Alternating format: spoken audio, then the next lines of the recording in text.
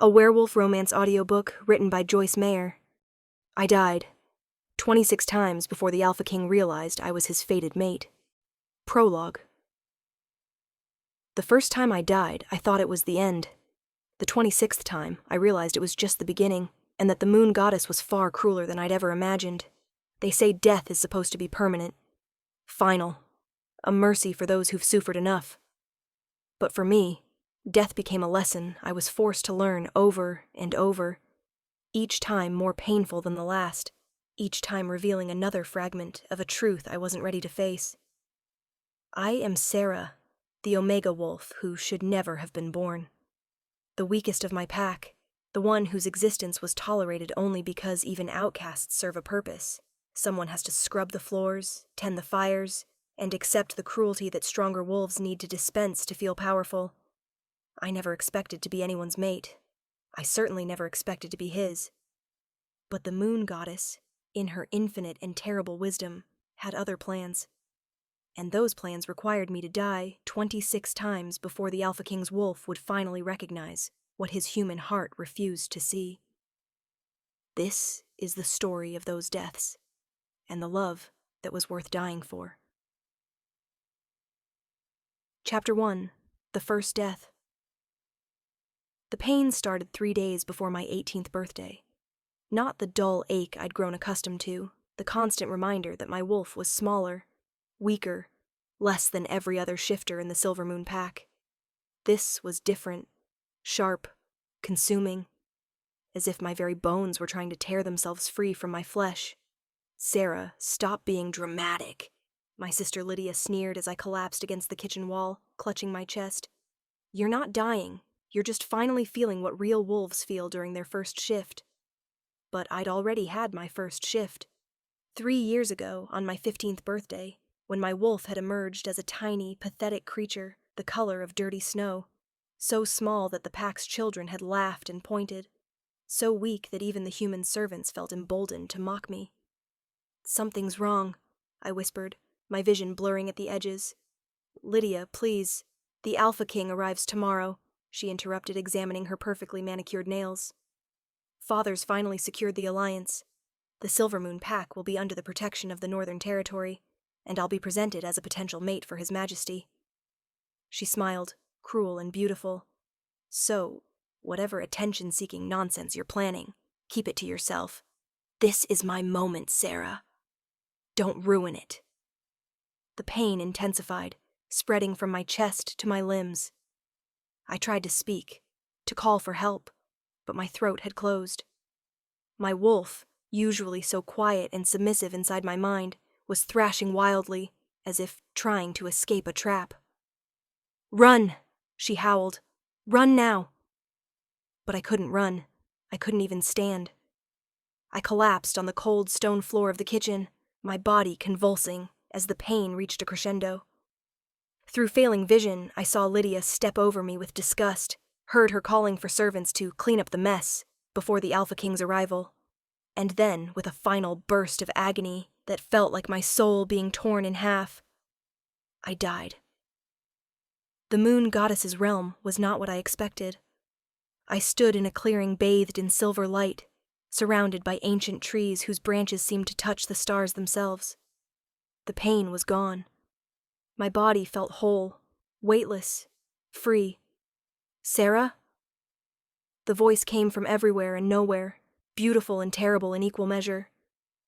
I turned to find her, the moon goddess herself, ethereal and radiant, her form shifting like moonlight on water.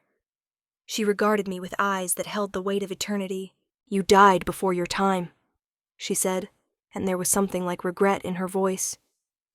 The bond was not yet formed, the recognition incomplete.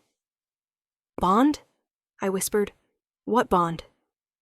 "You are fated, child, bound to another by threads of destiny older than the mountains. But fate, I have learned, is not always enough." She moved closer, her presence overwhelming. Sometimes the bond must be forged through trial, through suffering, through death itself. Horror crawled up my spine. "I don't understand." "You will." The goddess reached out, her fingers touching my forehead. 26 deaths, Sarah. That is what the tapestry shows. 26 times you will fall, and 26 times I will return you to the living world. Each death will bring you closer to the truth. Each revival will strengthen the bond that your mate's human consciousness refuses to acknowledge. Who? The question tore from my throat. Who is my mate? But the silver light was already fading, the clearing dissolving into mist. He watches you even now, the goddess's voice echoed as the world reformed around me. He has always watched you, but watching is not the same as seeing, and seeing is not the same as accepting. Wait, please. Die well, little Omega. Die bravely. And when you have died enough times, perhaps he will finally understand what his wolf has known all along. I woke, gasping on the kitchen floor. Lydia stood over me, her face a mask of irritation. Finally. You've been unconscious for hours. Get up. The Alpha King's contingent has been spotted on the horizon. Father wants every servant in position. I pushed myself to sitting, my hands trembling.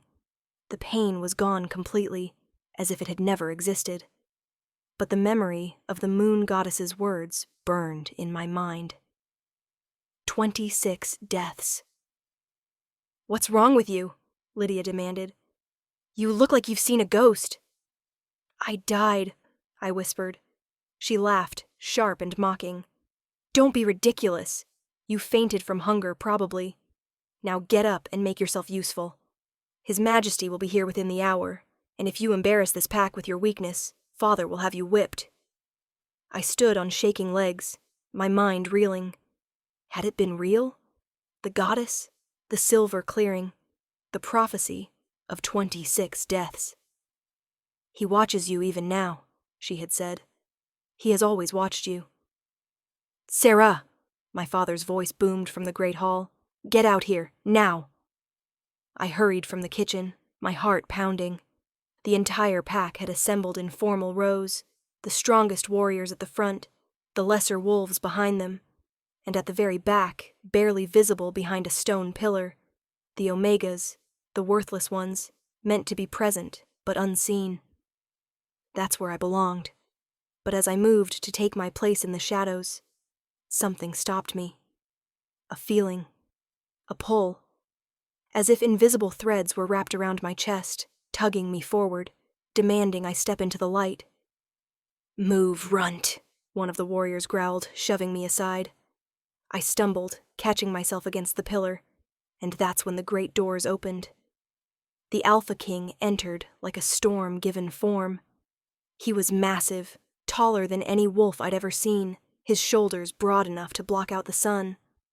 Dark hair fell to his collar, and his face was all sharp angles and harsh beauty, as if carved from granite by an artist who valued strength over softness.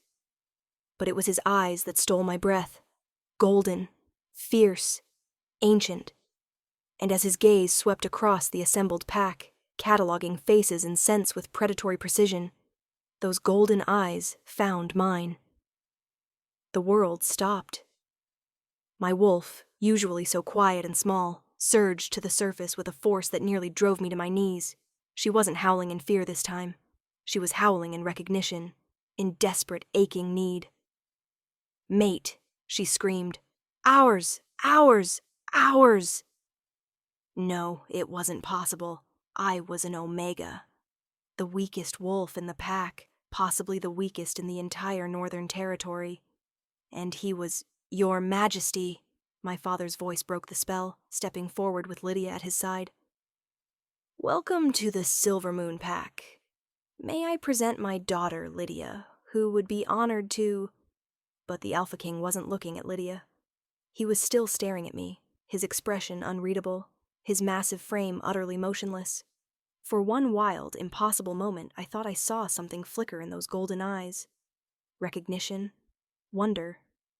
The same desperate pull I felt threatening to tear me apart. Then his jaw tightened, his gaze moved past me as if I didn't exist, and he turned his attention to my father. The Alliance, he said, his voice deep and commanding. Show me the terms. I couldn't breathe, couldn't think. The pull was still there, stronger now, a physical ache in my chest that made my earlier pain seem like a gentle caress. He's our mate, my wolf whimpered. Why doesn't he see us? Sarah, my father's voice was quiet but deadly. You're dismissed. Go back to the kitchens where you belong. I fled. Behind me, I heard Lydia's practiced laugh, heard her greeting the Alpha King with carefully rehearsed charm.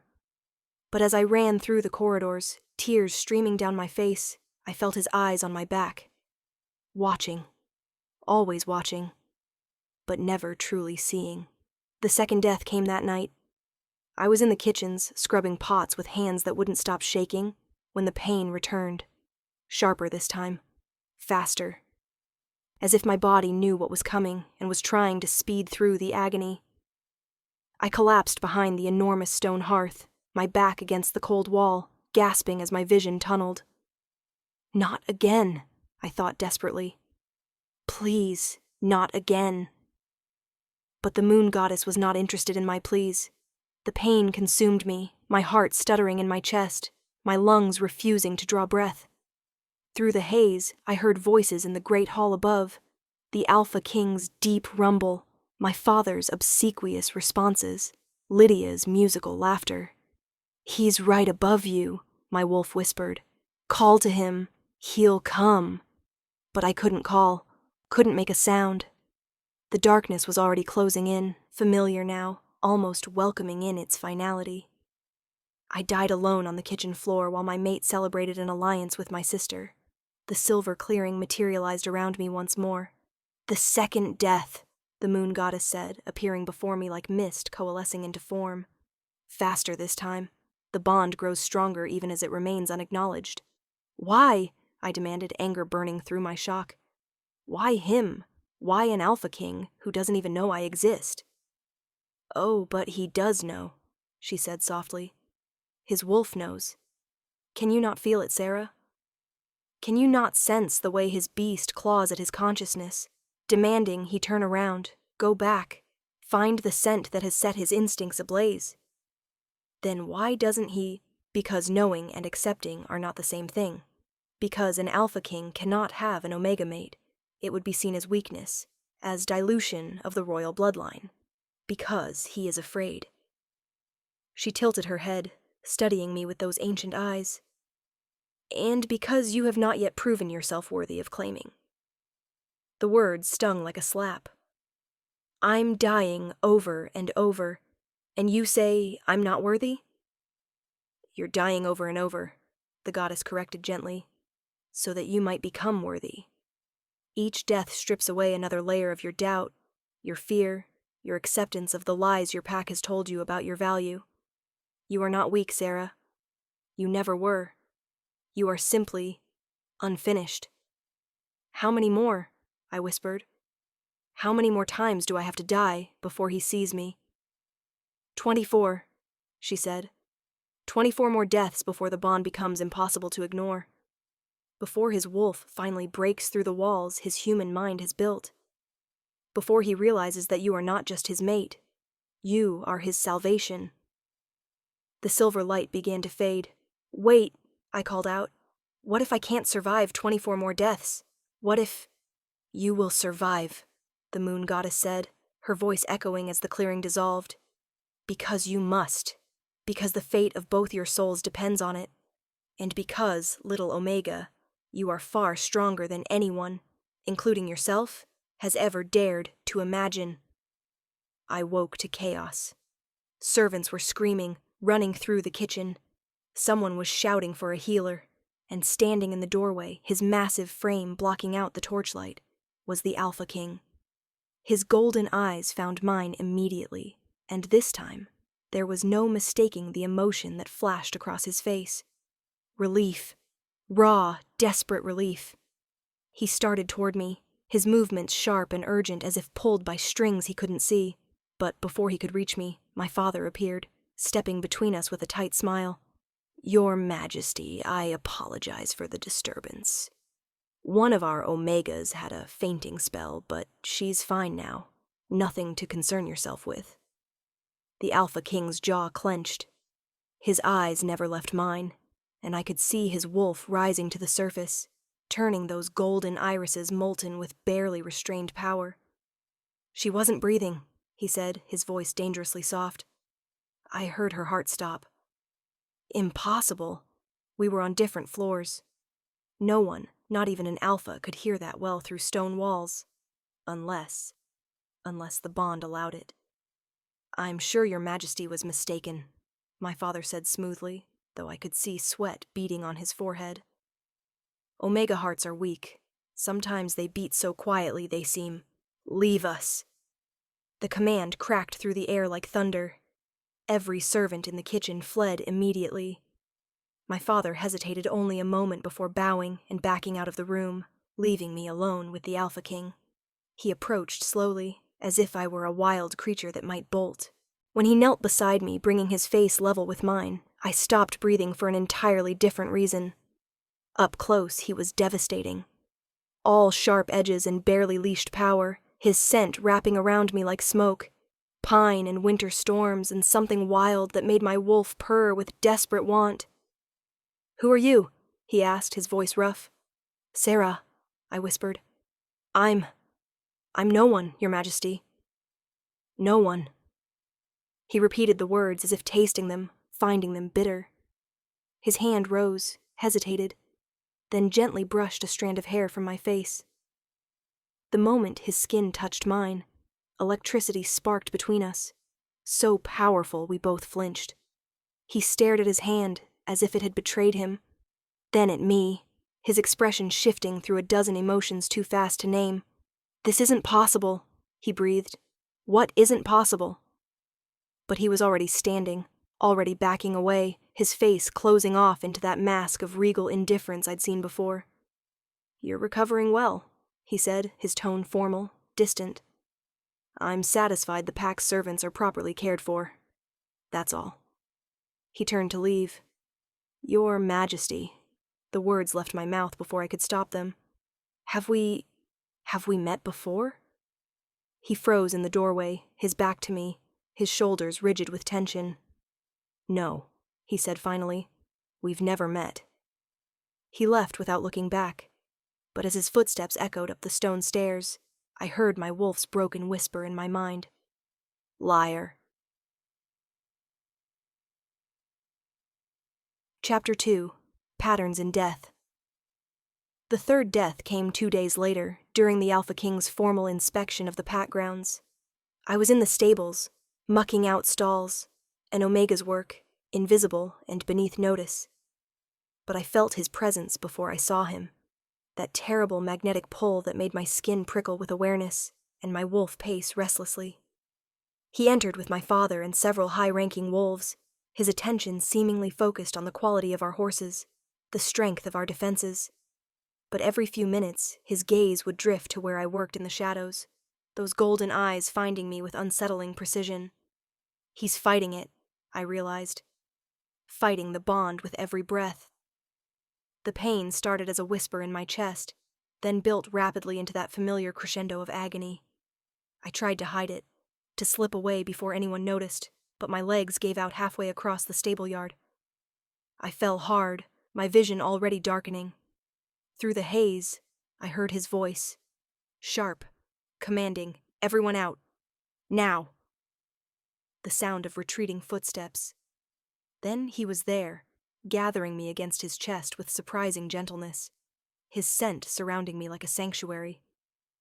"Not again," he growled, and I wasn't sure if he was speaking to me or to some higher power. "Damn it, not again." His hand pressed against my chest, as if he could physically hold my failing heart in place. The gesture was so desperate, so raw that even through the pain, I felt a flutter of hope. "He cares," my wolf whispered. "He doesn't want to, but he does." "Stay with me," he ordered, his voice breaking on the last word. "That's an alpha command, little one. You stay with me." But alpha commands only worked on wolves who could hear them, and I was already slipping away. The last thing I saw was his face above mine, anguished, furious, beautiful. before the darkness claimed me for the third time. In the moon goddess's realm, I was getting angry. "This is torture," I snarled as she appeared before me. "Not just for me, for him too. He's suffering, and he doesn't even understand why." "Yes," she agreed calmly. "That is the nature of denied bonds. They poison both parties, slowly, inexorably. His wolf is going mad with the need to claim you, to protect you. His human mind refuses to accept what that would mean. An Omega Queen, the shame of it, the weakness it would imply." "Then why not just let me die permanently?" I demanded. "Why keep sending me back?" "Because, little one," the goddess said, moving closer, "each time you die in his presence, his wolf grows stronger. Each time he holds you as your heart stops, another crack forms in the walls around his consciousness. And each time you return, the bond between you deepens, becomes harder to ignore." She touched my face with cool fingers. "You are teaching him, Sarah.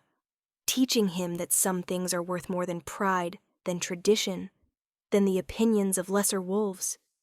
You are teaching him that love is not weakness. It is the greatest strength of all. At the cost of how much pain?" "At the cost of exactly as much pain as is necessary," she said simply. "No more, no less. The tapestry does not lie." 23 more, I whispered, the weight of it crushing. 23 more deaths. 23 more chances, she corrected. 23 more opportunities for him to choose you over duty, over pride, over fear, and little Omega. Her smile was sad and knowing. 23 more chances for you to choose yourself, to realize your own worth, regardless of whether he ever claims you. I woke in the Alpha King's arms. He was carrying me somewhere, his stride long and purposeful, his face set in grim lines. When he felt me stir, he looked down, and the relief that flashed across his features was so profound it stole my breath. "You came back," he said, his voice rough. "Thank the moon goddess you came back." "Where are we going?" "Somewhere your father's incompetent pack healer can't reach you," he growled. "I'm taking you to my personal physician. This has happened 3 times in 4 days, and no one seems to care, except—" He cut himself off abruptly. "Except you," I finished softly. His jaw tightened, but he didn't deny it. "You're a member of a pack under my protection. Your welfare concerns me." Such careful words, such practiced distance.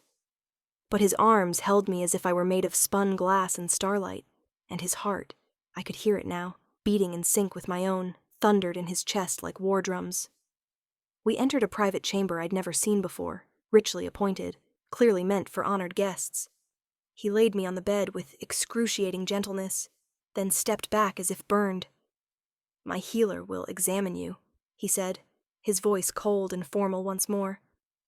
"She'll determine what's causing these episodes." "I already know what's causing them," I said before I could stop myself. His eyes snapped to mine, sharp as blades. "Do you?" It wasn't a question. It was a warning.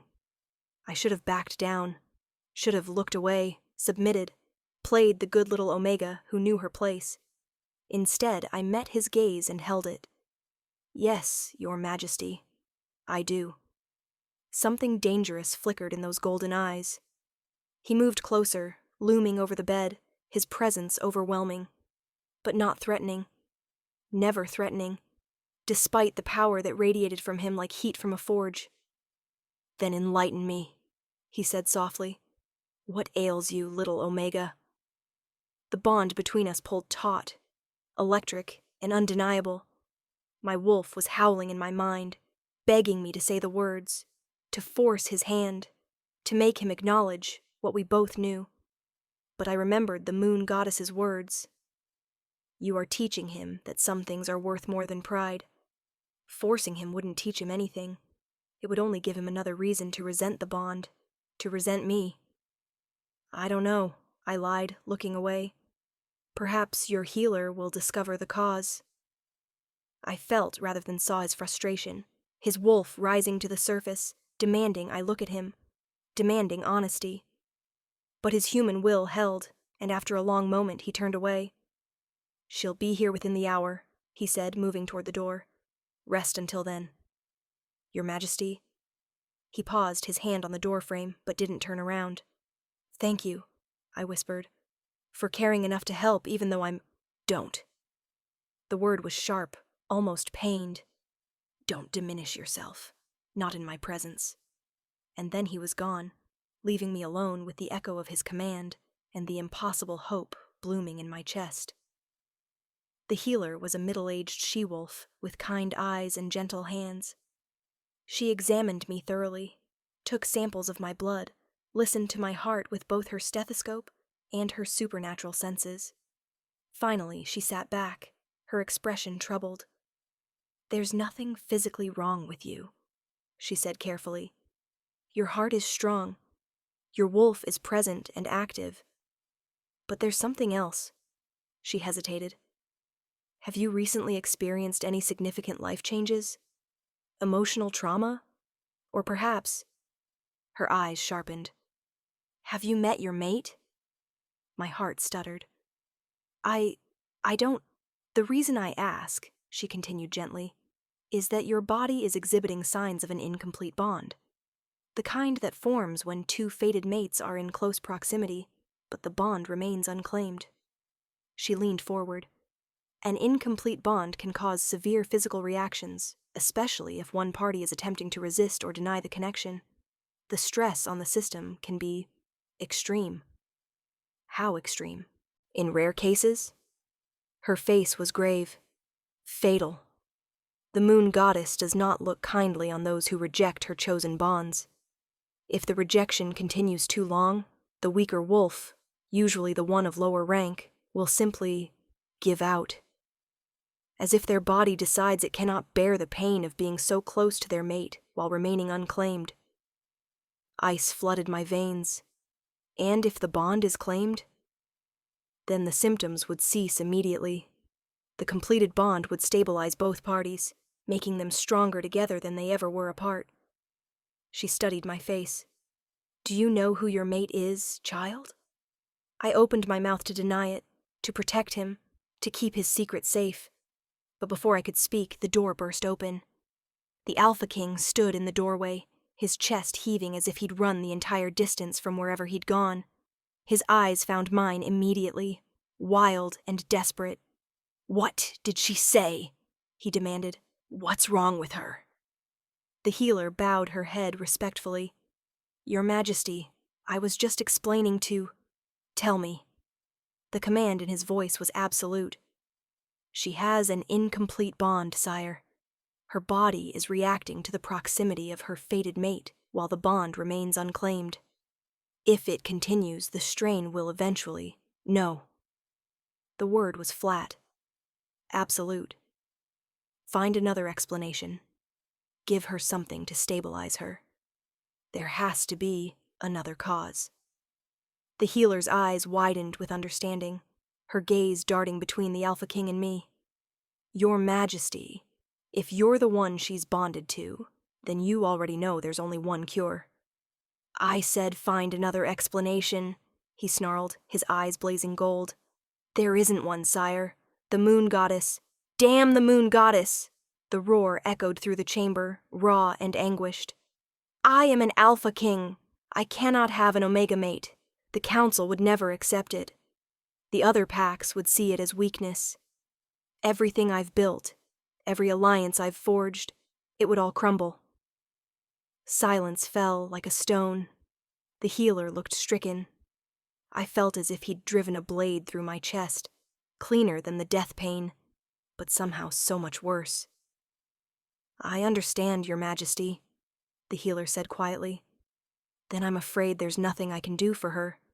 The bond will continue to strain her system until—" She didn't finish. "Until I died. Permanently this time." The Alpha King stood frozen, his face a mask of controlled agony. Then, without another word, he turned and strode from the room. The door slammed behind him with a finality that echoed in my bones. The fourth death came that night. I was back in the Omega quarters, dismissed from the royal chamber, returned to my place in the shadows. The pain started just after midnight, familiar now, almost welcome in its terrible certainty. I didn't fight it this time, didn't call for help. What was the point? He'd made his choice. The bond would break me, slowly but surely, and he would go on to mate with someone appropriate, someone strong, someone worthy of standing beside an alpha king. As my heart began its stuttering decline, I found myself thinking not of the pain, but of his face in that chamber. The way his voice had cracked on "Damn the moon goddess," the way his eyes had held such desperate, hopeless longing. He does want me, I realized as darkness crept in. He wants me so badly it's destroying him, but he wants his crown more. It should have hurt, should have felt like another kind of dying. Instead, I felt only a strange, sad acceptance. This is what I'm worth, I thought as my consciousness faded. Less than duty, less than pride, less than fear. In the moon goddess's realm, I collapsed at her feet. I can't do this, I sobbed. 22 more times? I can't watch him choose everything else over me 22 more times. Please, please just let me die and stay dead. The goddess knelt beside me, gathering me into her arms like a mother comforting a child's. "Oh, little one," she whispered, "do you truly not understand yet?" "Understand what?" I choked out. "That I'm not good enough? That being fated means nothing if you're born wrong?" "That sometimes," she said gently. "The greatest love stories are not about being chosen by another.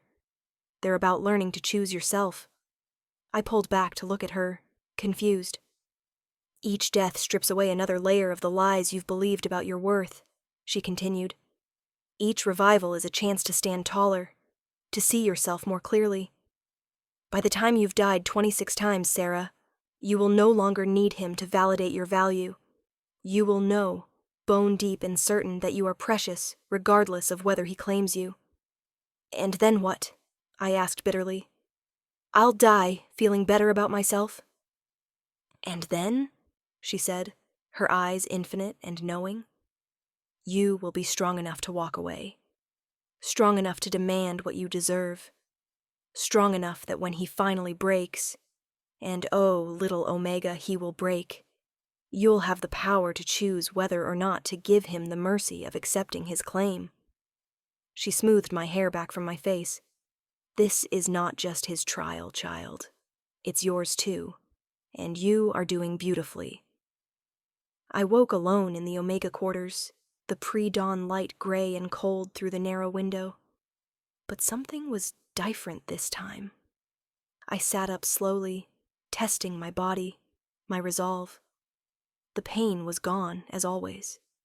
But so was something else, that crushing weight of inadequacy that had lived in my chest since childhood. That voice that whispered I was worthless, unwanted, wrong. In its place was a small, flickering flame of anger. He chose fear over me, I thought. He chose the opinions of others over the bond the moon goddess herself forged. And maybe, just maybe, that said more about him than it did about me. I dressed slowly, deliberately, no longer hunching my shoulders to make myself smaller. When I entered the main hall for morning duties, I didn't slink along the walls.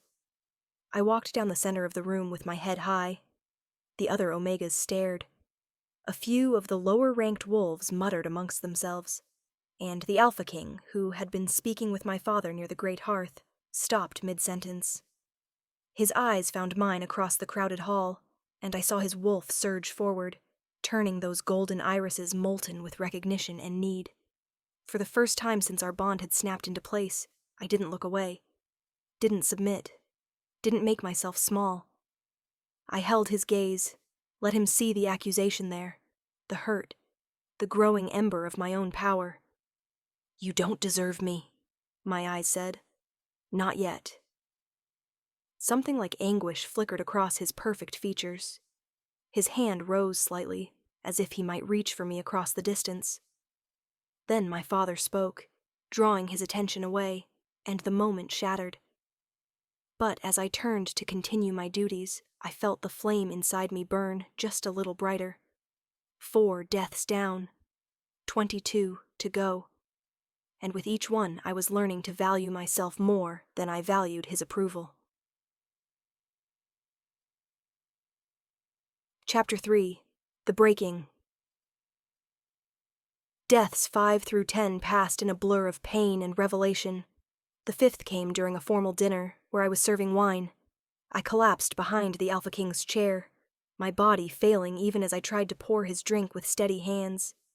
He'd caught me before I hit the ground, had cradled me in his arms while his dinner guests watched in shock, and my father sputtered apologies.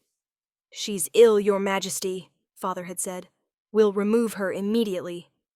Touch her and I'll rip your throat out." The words had been soft, deadly, utterly sincere. He'd carried me from the hall himself, ignoring protocol, ignoring propriety, his heart thundering against my ear as I died in his arms for the 5th time. The 6th death, I'd been in the gardens.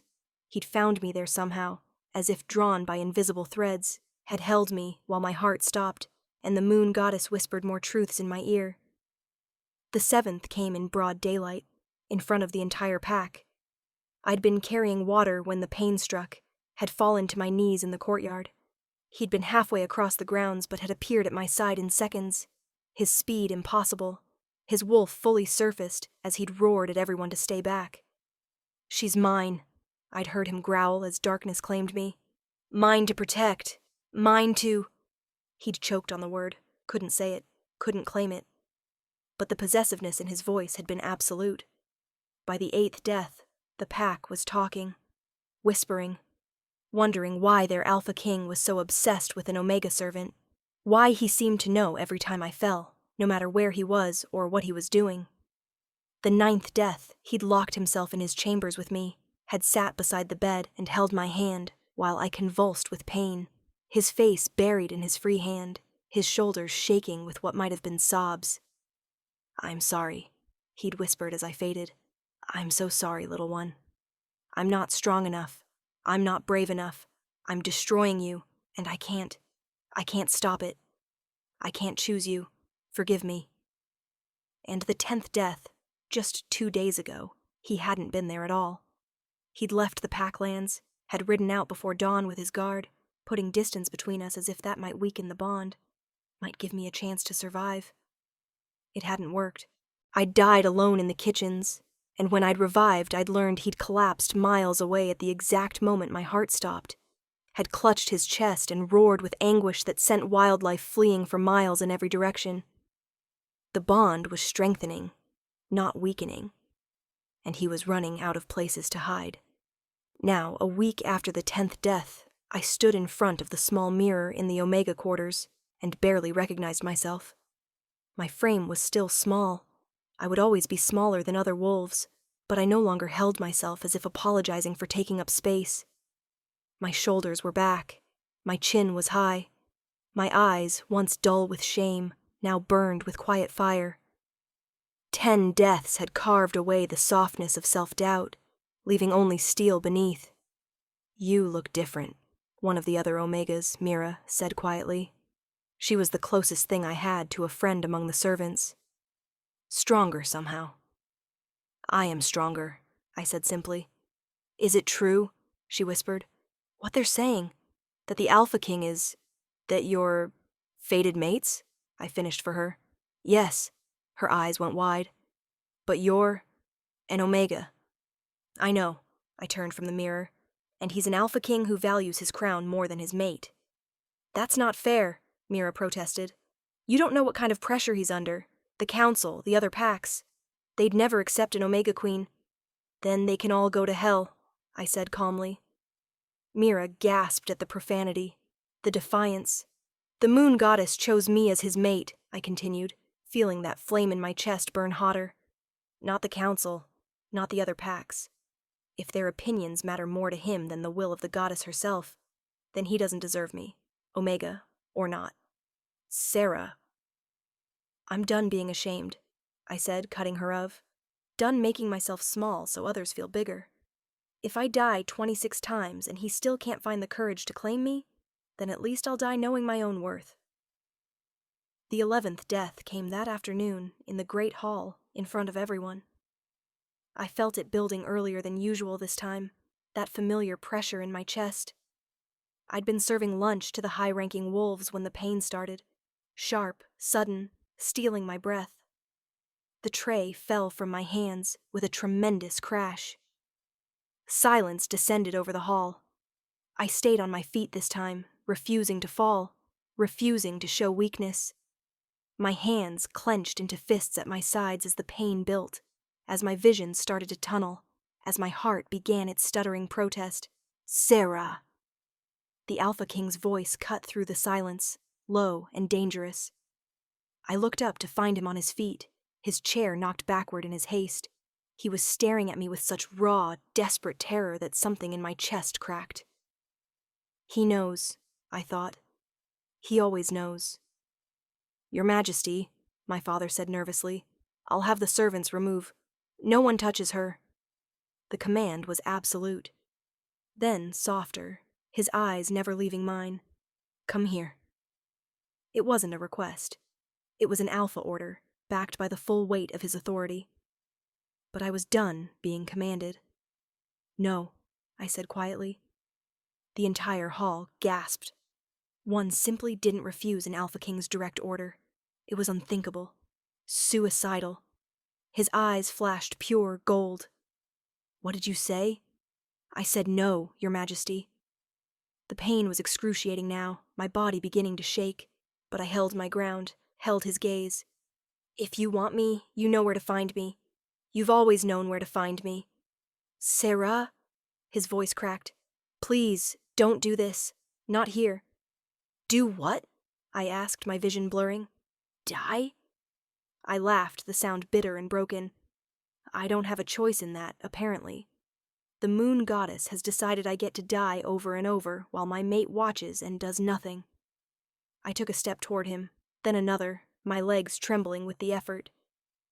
But I do have a choice in this. I will not crawl to you. I will not beg. You want to save me? Then claim me. Right here. Right now.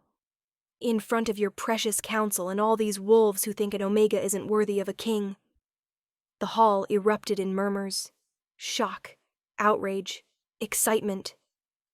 The Alpha King stood frozen, his face a mask of agony and indecision. That's what I thought, I whispered. Then my legs gave out, and I collapsed to the cold stone floor. This time, I didn't see him move. One moment he was across the hall. The next he was on his knees beside me, gathering me into his arms with a sound that might have been my name, or might have been a prayer. Damn you, he choked out, his voice breaking. Damn you for making me feel this. Damn you for being right. Damn you for being stronger than I am. I tried to speak, to tell him it wasn't his fault, that I understood. But the darkness was already closing in, and my heart was giving its final, failing beats. The last thing I heard was his roar, primal, anguished, inhuman, echoing through the great hall as I died for the 11th time in his arms. In the silver realm, the moon goddess waited with an expression I'd never seen before. Pride. You challenged him, she said, something like approval in her voice. Publicly, dared him to choose you over fear. And he didn't, I said, surprised to find I wasn't crying. Wasn't broken. Just tired. Again. No, she agreed. But did you see his face? Did you feel his wolf? I had. Even through the pain, I'd felt his beast clawing at his consciousness with desperate, maddened strength. He'd been fighting not just the bond, but his own wolf, and the strain was showing. 15 more deaths, the goddess said softly. That's all that remains. Can you endure it, little Omega? Can you keep choosing yourself, even as it destroys him? Is it wrong, I asked quietly, that part of me wants him to hurt? Wants him to suffer for every time he walked away? No, she said simply. That's not wrong. That's justice. He made his choice. Now he must live with the consequences. She moved closer. But Sarah, when he finally breaks, when he finally finds the courage to choose you, will you have the grace to forgive him? Or will you make him earn back what he threw away? I thought about that. Really thought about it. I don't know, I admitted. Ask me after Death 26. The goddess smiled, fierce and proud. I will. I woke to shouting. Unacceptable behavior from a servant. She spoke to His Majesty with blatant disrespect. I demand she be punished. My father's voice, high with indignation and fear. You demand? Another voice, cold as winter. The Alpha King. You dare make demands in my presence? I opened my eyes to find myself in his chamber again, laid out on his massive bed. He stood near the door, blocking my father's entrance, his body rigid with barely controlled fury. I merely meant, I know what you meant. The Alpha King's voice was deadly soft. You meant to punish her for the crime of speaking truth, for having the courage to say what everyone in that hall was thinking. She's an Omega, my father protested. She has no right to. She has every right. The words were final, absolute. She is. He hesitated then. She is under my personal protection. No one touches her. No one punishes her. And if anyone dares to harm her in any way, I will consider it a personal attack on my authority. Am I clear? Silence. I said, am I clear? Yes, Your Majesty, my father said, his voice tight with suppressed rage. Get out! I heard my father's retreating footsteps, then the door closing softly. For a long moment, the Alpha King didn't move. He stood with his back to me, his shoulders tense, his hands clenched into fists at his sides. How long have you been awake? He asked finally. Long enough, I said. He turned slowly, and the look on his face stole my breath. He was wrecked, hair disheveled, eyes bloodshot, his strong features etched with exhaustion and grief. You challenged me, he said hoarsely, in front of everyone. Yes, you demanded I choose you. I gave you the opportunity to choose me, I corrected. There's a difference. He moved closer, each step deliberate until he stood beside the bed. And when I failed? What did that prove? That I was right to value myself more than your approval. Something flashed in his eyes. Pain, yes, but also something that looked like admiration. You're not supposed to be this strong. Omegas are weak, I finished for him, sitting up to face him properly. Submissive? Content with whatever scraps stronger wolves deign to give them? I shook my head. Maybe that's what you've been taught, but dying 11 times tends to burn away the lies. Sarah, do you know what the moon goddess told me? I interrupted. She said this was about me learning my own worth, that by the time I've died 26 times, I'll be strong enough to walk away from you if I choose to. His face went pale. Walk away? Why not? I asked, and was surprised to find I meant it. If you can't find the courage to claim me by then, why should I waste my life waiting for you to grow a spine? That's not fair. Fair! The word came out sharp as broken glass. You want to talk about fair? I'm dying repeatedly because the moon goddess fated me to a male who's too scared of what others think to honor that bond. I collapse in agony multiple times a week while you stand by and watch. And you want to lecture me about what's fair? He flinched, as if I'd struck him. You think I want this? You think I enjoy watching you suffer? I think you enjoy your crown more than you hate my suffering, I said quietly. Otherwise, you'd make it stop. It's not that simple. It is exactly that simple. I met his eyes, held them. You're just not brave enough to see it. The silence that fell between us was thick with all the words neither of us could say. Then, slowly, he sank to his knees beside the bed, bringing us eye to eye. You're right, he whispered, about all of it. I am scared. I am weak. I'm letting fear rule me instead of... He stopped, swallowed hard.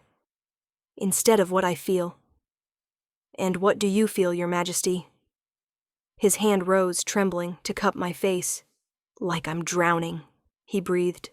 Like every moment you're not touching me, I can't breathe properly. Like my wolf is tearing me apart from the inside, screaming at me to claim what's mine. Like I'm watching the most precious thing in my life die over and over, and I'm too much of a coward to save her. Tears slipped down his cheeks. The Alpha King, crying openly, his perfect composure finally shattered. "So save me," I whispered. "I can't, the council—" I pulled away from his touch. "Then you've answered your question. The council matters more than I do. That's not— Get out," I said, my voice steady despite the crack forming in my chest. "I don't want you here if you're just going to make promises you won't keep. Sarah, please, get out!" The command in my voice shocked us both. I shouldn't have been able to push an alpha with my will. I was an omega, powerless. But something had changed in me. 10 deaths, 11 now, had forged me into something new. Something that didn't bow to rank anymore. He stared at me for a long moment, his expression devastated. Then, slowly, he stood and walked to the door. He paused on the threshold, his back to me. 15 more deaths, he said, his voice barely audible. "The moon goddess told me. 15 more times I have to watch you die before whatever happens at the end. Before you're forced to make a real choice," I said. "Yes." He looked back at me over his shoulder, his face ravaged. "I don't know if I'll survive watching you die 15 more times, Sarah. I don't know if there'll be anything left of me by the end." "Then stop it," I said simply. "You have the power to end this anytime you want. It's not about power." "It's always been about power," I interrupted. "About whether you have the strength to choose love over fear. So far, fear is winning." He opened his mouth to argue, then closed it. There was nothing to say. We both knew I was right. "I'm sorry," he whispered finally. "For all of it. You deserved better than me." Then he left, closing the door softly behind him, and I was alone again, with only the growing certainty that 15 more deaths might not be enough to change his mind. But they would be enough to change mine. By death 26, I would be strong enough to walk away from him forever. The question was, would he finally find his courage, before I found my exit? Chapter 4. The Spiral. Deaths 12 through 17 came in rapid succession, each one more devastating than the last. The 12th death happened 3 days after our confrontation, in the stables where I'd gone to escape the pitying looks of the other Omegas. The Alpha King had been in a council meeting when I collapsed, but I'd felt him through the bond, felt the exact moment his consciousness registered my distress, felt his power surge as he'd literally torn the council room door off its hinges to reach me. He'd made it in time to hold me, but not in time to stop it. The 13th death came during his sister's visit, a princess from a neighboring territory who'd looked at me with open contempt when she'd realized why her brother was so distracted. I'd been serving tea when the pain struck, had crashed to the floor mid-pour. She'd actually stepped over me on her way out, muttering about inappropriate attachments and weakening the bloodline. He'd roared at her with such fury, she'd fled the territory within the hour. The 14th death, I'd been alone in my quarters, grateful he wasn't there to watch. But I'd felt him anyway, felt him double over miles away in the training grounds, felt his anguish echo through our bond like a scream. The 15th death had been the worst yet. A visiting alpha, unaware of our bond, had commented on what a sweet little omega I was, and reached for me in a way that suggested he wanted more than service. I'd never seen the Alpha King move so fast. One moment the visiting alpha was touching my arm. The next he was pinned against the wall with deadly claws at his throat. And my alpha, because he was mine, whether he claimed it or not, was snarling with his wolf fully surfaced. "Mine," he'd growled, the word barely human. "My mate. Touch her again and I'll paint these walls with your blood." The visiting alpha had left immediately, spreading word throughout the territories. The Alpha King had gone mad over an omega. The damage to his reputation was immediate and severe. The 16th death came during the emergency council meeting they'd called to discuss his behavior. I'd been outside the chamber when I'd collapsed, had heard their raised voices through the door even as my consciousness faded. You cannot possibly be considering claiming her. An Omega Queen is unprecedented. The bloodline would be disgraced. And his voice, sharp with barely leashed violence. Get out, all of you, before I forget that killing council members is poor form. He'd found me in the hallway after, had scooped me into his arms while his advisors watched in scandalized silence, and had carried me back to his chambers without a word to any of them. Now, 2 days after the 17th death, I lay in his massive bed, mine in all but name at this point, and listened to him pace the floor. He'd been doing that a lot lately. Pacing like a caged wolf, his control fraying more with each day that passed. You need to eat, he said for the 3rd time in an hour. I'm not hungry. You're wasting away. I'm dying repeatedly, I countered. That tends to affect the appetite. He stopped pacing, his jaw clenched so tight I could see the muscle jumping. Don't joke about it. Who's joking? I sat up, pulling the blanket around my shoulders. 9 more deaths, Your Majesty. 9 more times your council gets to watch you lose your mind over an Omega. 9 more opportunities for you to prove them right about you being weak. I don't give a damn what they think, he snarled. Really? I raised an eyebrow. Is that why you still haven't claimed me? Because you don't care about their opinions? He closed his eyes, his hands clenching into fists. That's not fair. Nothing about this is fair, I said quietly. But at least I've stopped lying to myself about why you won't choose me. His eyes snapped open, burning gold. And why is that? Because claiming me would cost you something, I said simply. Your reputation. Your council's respect. Your image as the perfect Alpha King who does everything right. And you're not willing to pay that price. It's not about being afraid. It's about the cost being too high. You think that's what this is? He moved closer, looming over the bed. You think I'm weighing you against my crown and finding you wanting? Aren't you? No. The word was final, absolute. I'm weighing my ability to protect you if I claim you now.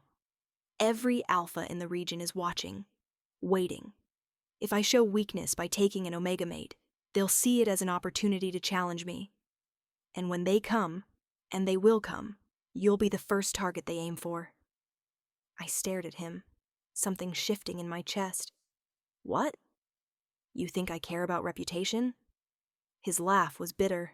Sarah, my reputation was destroyed the moment I roared mine in front of a visiting alpha. Every wolf in the territories knows you're my mate. The only question is whether I'm strong enough to claim you officially, or weak enough to keep hiding it. He sank onto the edge of the bed, his shoulders bowed under invisible weight. I'm not afraid of losing my crown. I'm afraid of losing you. If I claim you now, while you're still so weak from these deaths, while I can barely function every time you collapse, they'll exploit that. They'll come for you, and I won't be able to stop them all. The anger I'd been carrying for weeks suddenly felt hollow, uncertain. So, you're trying to protect me, I said slowly. I'm trying to keep you alive long enough for this to end, for the deaths to stop. For you to be strong enough that when I claim you, and I will claim you, Sarah, make no mistake about that, you can stand beside me as a true equal. Not as an Omega who needs protecting, but as a queen who can hold her own. He looked at me, his eyes ancient and weary. I've been doing this all wrong, keeping you hidden, acting like I'm ashamed. All I've done is make you think I don't want you, when the truth is I want you so desperately it's driving me insane. But I can't. I won't claim you until I know you'll survive the aftermath. Silence fell between us, heavy with revelation. Why didn't you tell me this before? I whispered. Because you needed to be angry at me, he said simply. The moon goddess told me. She said your anger would make you strong, make you fight harder to survive each death. If you'd known I was just trying to protect you, you might have. He stopped, swallowed hard. You might have given up, decided it wasn't worth the pain. So you let me think you were a coward, I breathed. Better than watching you stop fighting. He reached for my hand, tentative as if I might pull away. I'm sorry. For all of it. For not being strong enough to find another way. For putting you through this. I kissed him. It was instinct, pure and simple. One moment I was listening to him apologize. The next I was pressed against him, my lips on his, my hands fisted in his shirt. He froze for a heartbeat, shocked. Then he was kissing me back with 17 deaths worth of restrained hunger, his arms wrapping around me like he'd never let go, a sound escaping his throat that was half growl, half surrender. The bond between us flared to life, no longer strangled and incomplete, but blazing with recognition and need. I felt his wolf surge forward to greet mine, felt them twine together like they'd been waiting centuries for this moment. When we finally broke apart, both breathing hard, his eyes were pure, molten gold. Sarah, he breathed against my lips, my heart, my mate, The door burst open. We sprang apart like guilty teenagers, though the flush on both our faces left little doubt about what had been happening. One of his guards stood in the doorway, his face urgent. Your Majesty, forgive the intrusion, but there's a challenger at the gates. Alpha Thorn of the Western Territory. He's invoking ancient law, demanding a formal challenge for your territory. And the guard's eyes flickered to me. And for rights to your unclaimed mate. The temperature in the room dropped 10 degrees. He what? The words were barely human, his wolf so close to the surface I could see it in every line of his body. He claims that an alpha king who keeps an omega mate, but refuses to claim her publicly, has no right to either. Ancient law states that unclaimed mates of high-ranking wolves can be won through combat. He's demanding a challenge, sire. Tomorrow at dawn. The alpha king was on his feet, his power filling the room until it was hard to breathe. Tell Thorn I accept, and tell him to make his peace with whatever gods he prays to, because he won't survive to see sunset. The guard fled. I stood slowly, my heart hammering. He's challenging you because of me. He's challenging me because he's an ambitious fool who's been waiting for an excuse to make a play for my territory. He turned to me, his face set in grim lines. This was always going to happen, Sarah. The moment our bond became public knowledge, every alpha looking to advance started circling. Thorn's just the first. And if you lose, I won't lose. The certainty in his voice was absolute. I can't lose, because if I do, you become his prize, and I will burn this world to ashes before I let anyone else touch what's mine. The possessiveness in his tone should have frightened me. Instead, it sent heat spiraling through my core. 9 more deaths, I reminded him quietly. What if one of them happens during the challenge? His face went pale. We both knew what that would mean. Him distracted, weakened, unable to defend himself properly while his mate died in front of him. Then we make sure it doesn't, he said grimly. Moira, he called for his healer. I need you to prepare something. Anything that might help stabilize her until after the challenge. The healer appeared in the doorway, her face troubled. Your Majesty, I've told you. There's nothing that can stop the bond's effects except claiming her, I know. He dragged a hand through his hair, but I can't claim her tonight, not when there's a challenge tomorrow. If something happens to me, if Thorn gets lucky, she'd be bound to a dead mate. The pain would kill her instantly. I hadn't known that. From the look on the healer's face, it was true. So we wait, I said quietly, until after you win. And if a death comes during the fight, then you'll have to win faster. The attempt at humor fell flat. We both knew the stakes. If I died during his challenge, he'd be vulnerable. And vulnerability in single combat meant death. I won't let him have you, the Alpha King said, moving to pull me into his arms. No matter what happens tomorrow, no matter how many deaths come. You're mine, Sarah. You've always been mine. Then prove it. I whispered against his chest. Win tomorrow. Survive. And when this is over, when death number 26 passes, claim me. Publicly. Permanently. No matter what anyone says. I will, he swore. I swear to you on my life, on my wolf, on everything I am. I will claim you. The entire world will know you're my mate and my queen. I wanted to believe him, but as I lay awake that night in his arms, feeling his heartbeat steady against my back, I couldn't shake the cold fear settling in my bones. 8 more deaths stood between now and the end, and tomorrow my mate would face a challenger who wanted to take me as a trophy. The moon goddess had said 26 deaths would be enough, but she'd never said we'd both survive to see them. Chapter 5. The Challenge. Dawn came too quickly. I woke to find him already dressed in ceremonial combat leathers, dark and fitted, strapped with weapons that gleamed in the early light. He looked like war personified, beautiful and terrible, and utterly lethal. "You're awake," he said, noticing my eyes on him. "Did you sleep at all?" "No." He came to sit on the edge of the bed. "I was watching you, making sure you kept breathing." The raw honesty in his voice made my chest tight. "I'm still here. For now." His hand came up to cup my face. But we both know that could change at any moment. The deaths don't follow a schedule. They come when they come. Then you'll have to fight fast. I'll fight however I need to fight to keep you safe. He leaned down, pressing his forehead to mine. "If something happens, if I don't make it, stop." I pulled back to look at him. "You're going to win. You're the strongest alpha in the territories. Strength isn't always enough." His thumb traced my cheekbone. "Promise me something. If I fall today, if Thorn wins, don't let him claim you. Find a way to run. Hide. The moon goddess will protect you until... Until what?" I demanded. "Until I die permanently from the incomplete bond? Until I waste away, missing my dead mate?" I shook my head fiercely. "No, you don't get to plan for failure. You're going to win.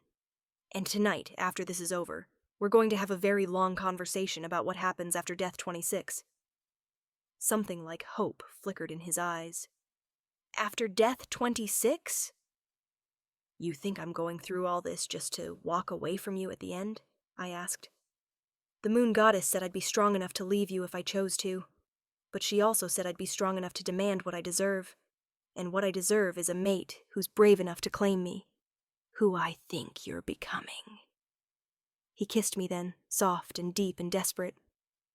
When he pulled back, his eyes were blazing gold. "I love you," he said, simple, final. The first time either of us had spoken the words aloud. I should have said it sooner. Should have said it every day since the bond formed. But I'm saying it now. I love you, Sarah. My Omega, my mate, my future queen. Tears slipped down my cheeks. I love you too, which is why you're not allowed to lose. No pressure then? His attempt at humor was ruined by the way his hands shook as he stood, as he turned toward the door where his guards waited. "Your Majesty," I called as he reached the threshold. He looked back. "His wolf is probably bigger than yours," I said calmly. "More aggressive. He'll try to go for your throat early, use his size advantage." His eyebrow rose. "And you know this how?" "I hear things. Servants always do." I met his eyes, but his left hindquarter is weak, an old injury that never healed properly. If you can force him to favor that side, he'll tire quickly. Understanding dawned on his face. "You've been gathering intelligence." "Of course I have. You think I was going to let you fight blind?" I smiled, fierce and certain. "I'm an Omega, not helpless. Now go win, so I can finally have the claiming I've been dying for. Literally." He laughed, the sound surprised and genuine. "I really don't deserve you." "No," I agreed. "You don't. But after 17 deaths, I'm feeling generous." The challenge ground was ancient, carved into a natural amphitheater of stone at the edge of the territory. By the time I arrived, escorted by guards who'd been given explicit instructions not to let me out of their sight, it was already filled with wolves. Every pack in the region had sent representatives. Word of the challenge had spread like wildfire. The Alpha King would fight for his unclaimed Omega mate. I was led to a raised platform reserved for high-ranking wolves. Lydia was there, resplendent in silk, her face a mask of barely concealed glee at my discomfort. Several council members sat in stony disapproval, and at the center, a seat had been left conspicuously empty for the mate. "You shouldn't be here," Lydia hissed as I took the empty seat. "This is for important wolves, not servants." "I'm the Alpha King's mate," I said calmly. "Where else would I be?" "Unclaimed mate," one of the council members corrected coldly. "Until he's brave enough to make it official, you're just another Omega with delusions of grandeur." Before I could respond, drums sounded. The challenge was beginning. The Alpha King entered from the eastern gate, moving with lethal grace, his power radiating outward in waves that made lesser wolves instinctively lower their eyes. He wore only leather pants now, his chest bare, revealing the intricate tattoos that marked him as royalty. Ancient symbols spiraling across his skin. He looked like a god of war. Then Alpha Thorn entered from the west, and my blood ran cold. He was huge, easily half again as large as my mate, his body thick with muscle and covered in scars that spoke of countless battles. His wolf was already close to the surface, turning his eyes yellow and feral. "That's not a fair fight," I whispered. "No," one of the guards beside me agreed quietly. "It's not." The ancient laws were recited, the terms stated: fight to submission or death. Winner takes all, territory, title, and the unclaimed mate. I watched my Alpha's face as Thorn's claim on me was officially stated. Watched his control splinter, his wolf surging forward until gold consumed his eyes entirely. When the signal came to begin, they didn't start as men. They shifted mid-leap, their wolves exploding into being with supernatural speed. Where my mate's wolf was sleek and dark, built for speed and precision, Thorn's was a massive brute, all bulk and savage power. The collision was tremendous, the sound of it echoing off the stone walls.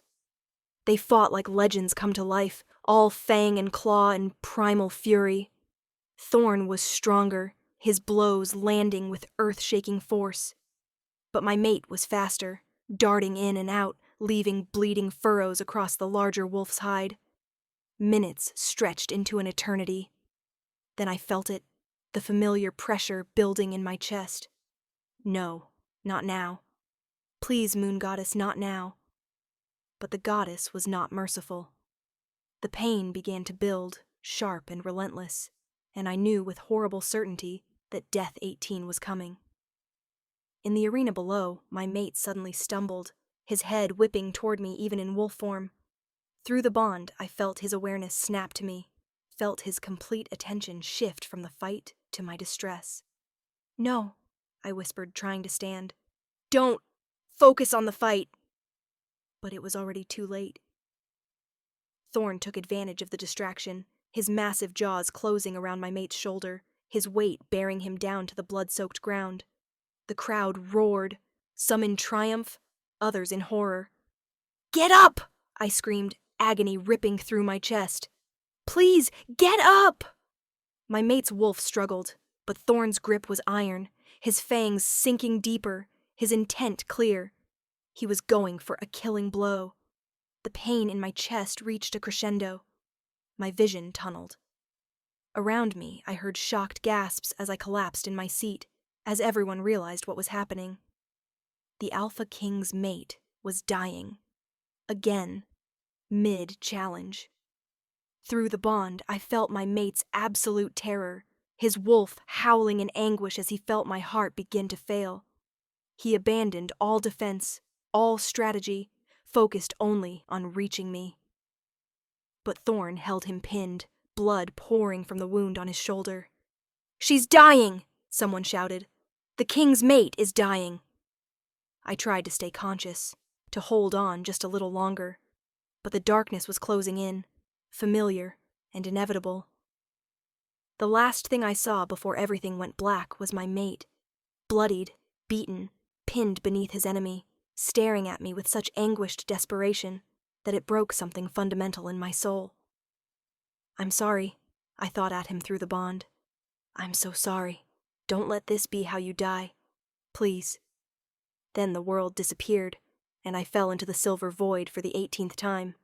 The moon goddess was furious. I'd never seen her like this, power crackling around her like lightning, her eyes blazing with barely contained wrath. "This was not supposed to happen," she snarled. "Not during a challenge, not when his life hangs in the balance." She whirled on me. "You're going back, now." "But the deaths. Damn the pattern, damn the prophecy. I will not watch both of you die today because of some ambitious fool's challenge." She grabbed my shoulders, her grip almost painful. "You want to save him? Then you're going to have to do it yourself." "How?" I demanded. "I'm an Omega. I have no power." "You have the power of 17 deaths." Her voice shook the silver realm. "You have survived what would kill any other wolf. You have faced me 18 times and returned stronger each time. You think that hasn't changed you? You think your wolf is still the same weak creature it was before?" She thrust me away, and I stumbled backward. "When you wake, you will shift," she commanded. "And when you shift, little Omega, you will show them all exactly what you've become. Now go!" Silver light exploded around me, and I was falling, tumbling back toward my body, with a force that stole what little breath I had. I had just enough time to think, but I don't know how to shift during death recovery. Then I was back in my body, gasping awake, and the first thing I saw was Thorn's massive wolf standing over my mate's broken form, his jaws open for the killing bite. Something inside me snapped. Not broke, not shattered, transformed. I felt my wolf surge forward with power I'd never possessed before. Felt my body begin to shift even as I lunged from the platform. Felt ancient magic flowing through my veins like liquid silver. The shift happened mid-leap, faster than thought, and when my paws hit the ground, every wolf in the amphitheater went silent. Because I wasn't a small, pathetic Omega wolf anymore. I was massive, nearly as large as Thorn, my fur glowing silver-white like moonlight given form. And my eyes, when I turned them on the would-be challenger, blazed with the same otherworldly power as the moon goddess herself. 17 deaths had burned away the Omega. What remained was something ancient, something primordial, something that every wolf in the arena instinctively recognized as apex. Thorn released my mate, stumbling backward in shock. I didn't hesitate. I hit him like a meteor strike, my jaws finding his throat. My strength, impossible, supernatural, bearing him down to the ground with contemptuous ease. He struggled, tried to fight back, but he was no match for what I'd become.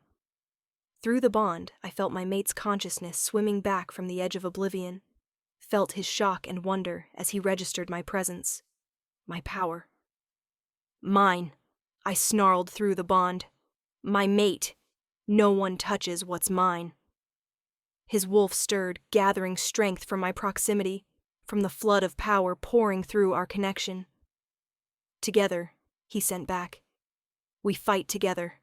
I released Thorn just long enough for my mate to surge back to his feet, his wolf's eyes burning with renewed ferocity. We circled the challenger together, perfectly synchronized, moving as if we'd fought side by side for centuries. Thorn looked between us, saw his death in our eyes, and did the only thing his instincts would allow. He shifted to human form, his head bowed, his throat bared in total submission. "I yield," he gasped. "I yield to the Alpha King and his..." He swallowed hard, staring at me with undisguised awe. "And his queen." The title hung in the air, undeniable now. Queen. Not Omega, not servant, not unclaimed mate. Queen. Around us, the assembled wolves began to howl, not in mockery or derision, but in recognition of what had just occurred. An Omega had transformed into something unprecedented, had saved her mate, had proven herself worthy of standing beside an Alpha King. I shifted back to human form, suddenly aware that I was completely naked in front of hundreds of wolves. But before embarrassment could set in, my mate shifted beside me, equally bare, and pulled me into his arms with desperate strength. "You died," he choked out. "You died, and then how did you, what?" "Later," I said, pressing my face to his chest. "Let's finish this first." He nodded, then turned to face the assembled crowd, keeping me tucked against his side. "By the ancient laws," he called out, his voice carrying across the amphitheater, "I have won this challenge. Alpha Thorn has submitted. The matter is settled." "The matter of your unclaimed mate is not settled," one of the council members called out, standing. "Your Majesty, surely you see now that this female is too dangerous to—" "You're right," my mate interrupted. "The matter isn't settled, so let's settle it. Now." Before I could process what he meant, he dropped to one knee before me, in front of everyone, his pride and pretense finally, irrevocably shattered. "Sarah," he said, his voice ringing with finality, "by the laws of our kind, by the will of the moon goddess, by the bond that has tied us together through 17 deaths, and counting, I claim you, as my mate, as my queen, as my equal in all things." He pulled me down to my knees so we were face to face, his hands framing my face. "I'm sorry it took me so long. Sorry I let fear rule me. Sorry I made you suffer to teach me lessons I should have already known." His eyes blazed gold. "But I'm not sorry for loving you. I'm not sorry our bond exists. And I am damn sure not sorry that the goddess chose you to stand beside me." He leaned forward, his lips hovering just above the claiming bite on my neck, the one he'd given me in fever so long ago. "Do you accept my claim?" he asked formally. "Do you choose this bond? Do you choose me?" 8 more deaths waited. 8 more chances for everything to go wrong. 8 more opportunities for me to change my mind, to walk away, to choose a different path. But looking into his eyes, ancient and weary, and filled with desperate hope, I knew there was only one answer I could give. "I accept," I whispered. "I choose the bond. I choose you." His teeth sank into my throat. Not gentle, not hesitant. A claiming bite delivered with absolute authority, marking me as his for all the world to see. The pain was exquisite, the pleasure overwhelming, the magic that erupted between us enough to send several nearby wolves stumbling backward from the sheer force of it. When he pulled back, his lips stained with my blood, his eyes were fully gold and completely feral. "Mine," he growled for all to hear. "My mate, my queen.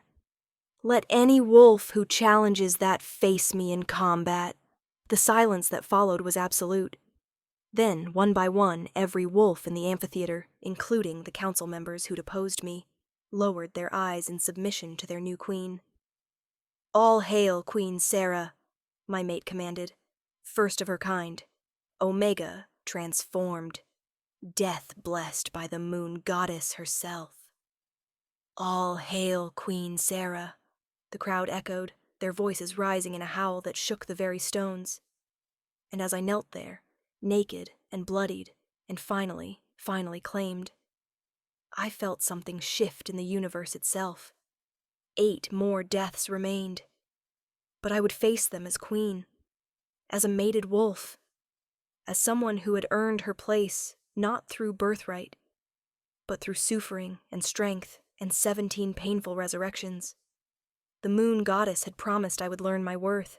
She'd never mentioned I would have to die 18 times to truly believe it. Chapter 6. The Shortened Deaths. The 19th death came 3 days after my coronation, while I was being fitted for formal royal attire. The seamstress had just pinned the final seam when the familiar pressure began building in my chest. But this time was different. faster, sharper, as if my body knew the routine and was rushing through it. I barely had time to gasp before my heart stuttered and stopped. The silver realm flickered into view, the moon goddess's face appearing before me like a half-formed dream. "Sarah," she began. Then I was back, gasping, alive, staring up at my mate's terrified face as he cradled me against his chest. "How long?" I croaked. "Seconds," he breathed, his voice shaking. "Maybe 5. Your heart stopped, and then it just started again, as if the bond itself commanded it." I pressed my hand to my chest, feeling my heart beating strong and steady. The pain was gone completely. No lingering ache, no weakness. Just life flowing back into me like water into a vessel. "The completed bond," I whispered. "It's changing the pattern." My mate's arms tightened around me. "7 more, he said. "Only 7 more, and they're faster now. We can survive this, Sarah. We can make it to the end." For the first time since this nightmare began, I believed him. The 20th death came 2 days later, during a formal dinner with the territorial alphas. I'd been worried about this. Dozens of powerful wolves watching me, waiting for me to fail, to prove I wasn't worthy of my new title. The pressure was immense, the scrutiny unbearable. Then my heart stopped. The silver realm appeared and vanished in the span of a breath. I came back to find my mate already beside me, his hand pressed to my chest, his eyes blazing gold with barely restrained violence as he stared down any wolf who dared look at me with pity. "My queen is well," he announced, his voice allowing no argument. "Continue eating." The alphas obeyed, though I could feel their shocked gazes on me as I straightened in my seat, smoothed my gown, and picked up my fork as if nothing had happened. Death 20. Less than 10 seconds this time. 6 more, I murmured to my mate. His hand found mine beneath the table, squeezed gently. 6 more, he agreed. Then this is finished. But the 21st death taught me that faster didn't mean easier. It came during training, while I was learning to harness my new wolf form, that massive silver-white creature the moon goddess had gifted me. My mate was teaching me combat techniques, showing me how to use my size and power effectively. We were mid-spar when my heart stopped. The silver realm appeared, but this time the moon goddess was waiting with an expression that made my blood chill. 5 more deaths, she said without preamble. But you need to know something, Sarah. Something I've kept from you until now. What? I demanded, already feeling the pull back to life, knowing I had only seconds. Death 26 isn't like the others, she said quickly. It's not a test for you. It's a choice. For him. And if he chooses wrong? The world snapped back into focus before she could finish. I gasped awake in my mate's arms, his face above mine, etched with fear. What did she say? He asked immediately. Through our bond, he'd felt something shift, something change in the quality of this death. Death 26, I whispered. It's different. She said it's a choice. For you. His eyes widened. What kind of choice? She didn't have time to tell me. I clutched his arms. But we need to be ready. Whatever happens at the end, we need to be ready. The 22nd death came during a council meeting. I'd been arguing with the older council members about reform, about giving Omegas more rights, more protection under pack law. They'd been resisting, citing tradition, propriety, the way things had always been done. Your Majesty, one particularly stubborn elder had said, his tone dripping with condescension. Perhaps you don't understand how these matters work. In our society, Omegas serve a specific function. I understand perfectly, I'd interrupted. I understand that you're comfortable with a system that oppresses the weakest among us because it benefits you. I understand that you'd rather maintain tradition than admit that tradition is built on cruelty. The elder's face had gone red. This is precisely why an Omega Queen is inappropriate. You lack the perspective to... My heart stopped mid-sentence. The silver realm. The moon goddess's face. a flash of warning about Death 26 that I couldn't quite grasp. Then back. Alive. My mate's hand on my shoulder, his power flooding the room with such force that every council member was driven to their knees. My queen was speaking, he said, his voice deadly soft.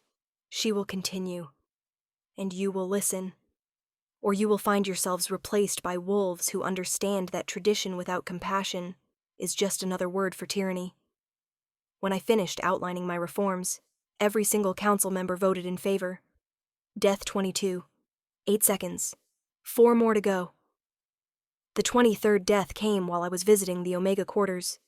I'd made it a point to meet with the lowest-ranked wolves personally, to hear their concerns, to show them that their queen understood their struggles because she'd lived them. A young Omega girl, no more than 15, had been crying as she told me about the abuse she'd suffered, how the higher-ranked wolves treated her as less than nothing, how she'd contemplated ending her own life because she couldn't imagine living 70 more years in such misery. It gets better, I'd told her, kneeling so we were eye to eye. I promise you, it gets better. Look at me. I was you once, the weakest Omega in my pack, convinced I'd never be anything more. And now, my heart stopped. Silver realm. Moon goddess's urgent face. 4 more deaths, she said. Then comes the choice. Sarah, you need to understand. Death 26 will require him to choose between his crown and your life. Permanently. If he chooses wrong. Back to life. Gasping. The young Omega girl screaming in terror. My mate burst through the door. He'd been in a meeting 3 floors away, but he always knew, always felt it through the bond. I'm fine, I said quickly, taking his hand. I'm fine. Keep talking, I told the girl. Tell me everything. I want to help. After she left, after I'd promised her protections and reforms and a future worth living, my mate pulled me into his arms. What did she tell you this time? He asked. I hesitated. He'd sensed through the bond that the moon goddess had spoken, that something important had been said. She said Death 26 requires you to make a choice, I admitted, between your crown and my life. His body went rigid. That's not a choice. There's no choice. I choose you. Always you. But your kingdom. Can find another king, he said fiercely. I've spent 18 deaths learning that lesson, Sarah. You think I'd fail the final test? You think after everything we've been through, I'd choose a crown over you? It might not be that simple. It's exactly that simple. He cupped my face, forcing me to meet his eyes. Crown or you, power or love, duty or heart. I know which one I'm choosing. I've known since death number 12, when I realized I'd rather be a peasant with you than a king without you. Tears slipped down my cheeks. 3 more deaths, I whispered. Then we'll know for sure. The 24th death was the cruelest yet. It came during our mating ceremony, the public ritual where we would finalize our bond before the entire kingdom. Every wolf of rank had been invited. The ceremony was being held under the full moon, ancient and sacred, meant to be the most beautiful night of my life. The priestess was midway through the blessing when my heart stopped. I collapsed in my ceremonial gown, the white silk pooling around me like snow. Gasps echoed through the assembled crowd. My mate dropped to his knees beside me, his face stricken. The silver realm materialized, but this time, it was different. Darker, more oppressive, as if the space between life and death was growing thinner with each resurrection. The moon goddess appeared, her face grave. 2 more deaths, little Omega, she said, and then comes the choice that will define everything. Tell me what the choice is, I demanded. Please, let me prepare him. I cannot, she said sadly. The choice must be made in the moment, without foreknowledge, or it means nothing. But I can tell you this. She moved closer. Death 26 is called the death of true love. It has existed since the first wolves walked the earth, and it has claimed countless bonds who were not strong enough to pass the test. What test? The test of sacrifice, she said simply. Of whether love is real or merely convenient. of whether a wolf will give up everything, power, status, life itself, to save their mate. Many claim they would. Few actually do when the moment comes. He will, I said with absolute certainty. I know him. He'll choose me. I hope you're right, the goddess said softly. Because if he doesn't, little one, you won't come back from death 26. That one is permanent. The words hit me like a physical blow. Permanent? The death of true love only allows return if the sacrifice is made willingly and completely. If he hesitates, if he chooses wrong, if he fails the test. Her eyes filled with ancient sorrow. Then you die, truly, and the bond will shatter, taking his sanity with it. No. Horror flooded through me. That's not fair. After everything we've been through. Love is never fair, she said. It's the most unfair force in the universe, but it's also the most powerful. And power, little Omega, always demands a price. I was pulled back to life before I could ask anything more. I woke to chaos, my mate roaring at the priestess to do something, wolves shouting, guards trying to clear the space. But through it all, through the noise and panic, I heard my mate's voice breaking as he held me. Come back, he was whispering. Please, Sarah, come back to me. I can't do this without you. I can't be who I need to be without you. Come back. I opened my eyes. The relief that crashed across his face was so profound, it was almost painful to witness. How long? I asked. 30 seconds, he choked out. The longest yet. I thought you weren't coming back this time. I sat up slowly, awareness of our audience returning. Every wolf in the kingdom was watching us, witnessing this moment of raw vulnerability. 2 more deaths, I said quietly, so only he could hear. And then it's finished, he interrupted. 2 more, and we're free. But I couldn't tell him about death 26. Couldn't warn him about the choice coming, the test he'd have to pass. The moon goddess had made it clear. The sacrifice had to be made without foreknowledge. So I simply nodded and let him help me to my feet. Let the priestess resume the ceremony. Let our bond be sealed before our kingdom. And tried not to think about the fact that in 2 more deaths, I might lose him forever. The 25th death came the morning after our mating ceremony. I woke in our shared chambers, truly shared now, as mated wolves, to find him watching me sleep with an expression of such tender devotion, it made my heart ache. Good morning, my queen, he murmured, brushing a strand of hair from my face. Good morning, my king. We'd finally done it. Survived 24 deaths. Made it through the ceremonies and the challenges, and the terrible, grinding weight of destiny. 1 more death, and this nightmare would be over. We spent the morning in bed, talking quietly about the future, the reforms we'd implement together, the pack alliances we'd strengthen, the life we'd build now that the deaths were almost finished. What do you want to do first? He asked. After death 26, after this is truly over. Something normal, I said. Something boring and domestic and completely unexciting. Maybe take a walk without worrying I'll collapse mid-stride. Have a meal that isn't interrupted by my heart stopping. Sleep through an entire night without... My heart stopped. Mid-sentence. Mid-thought. One moment I was talking. The next, I was dying. The silver realm appeared, but it felt different this time. Heavier. More final. As if the boundary between life and death was paper thin now. The moon goddess materialized before me, her face grave. This is the second to last death, she said. After this, only one remains. The death of true love. The final test. Please, I begged. Tell me how to prepare him. Tell me what he needs to know. I've told you all I can, she said gently. The test must be faced without foreknowledge. But I will say this. Trust your bond. Trust what you've built together. Trust that 18 deaths have taught him what matters most. And if he fails, then you will die permanently, and he will live forever knowing he failed you. Her eyes were infinitely sad. That is the price of the test, little one. Both possibilities involve suffering. The question is whether he'll take that suffering upon himself, or let you bear it alone. I wanted to argue, to demand better answers, to rage against the unfairness of it all. But the pull back to life was already starting, and I had no more time. I came back to life, gasping, clutching my mate's arms. "One more," I whispered. "Just one more." His eyes blazed with fierce determination. "One more death," he agreed. "And then we're free.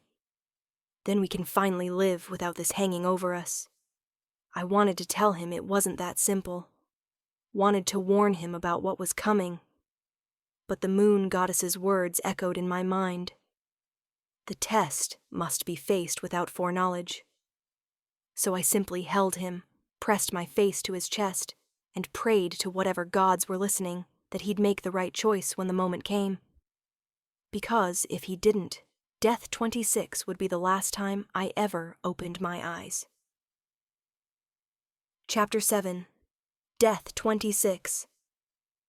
The final death came 3 days later during the full moon celebration. We'd decided to hold a festival, a massive gathering of all the packs in the territory to celebrate our mating bond, to show unity, to demonstrate that the Alpha King and his Omega Queen were strong together. Thousands of wolves had come. The celebration was magnificent, filled with music and dancing and joy. For the first time since the deaths began, I'd allowed myself to relax, to believe we'd truly made it through. "One more death," my mate had said that morning, pulling me into his arms. "Sometime today, probably. And then it's over. We've survived, Sarah. We've won." "We've won," I'd echoed, wanting desperately to believe it.